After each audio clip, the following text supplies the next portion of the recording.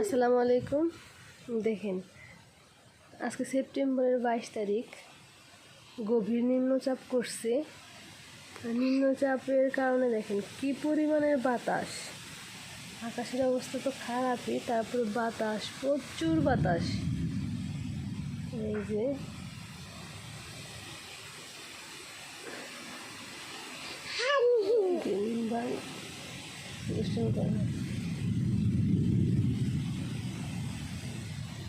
ব্যবসা গরমের পর এখন আবার গভীর নিম্নচাপ করছে। বাতাস, গরমের তীব্রতা অনেকটাই কমে গেছে।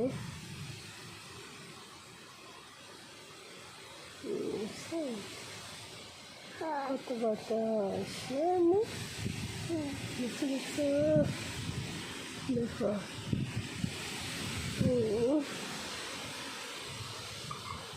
গাছ কেমন করতেছে বাতাস, বুঝছো?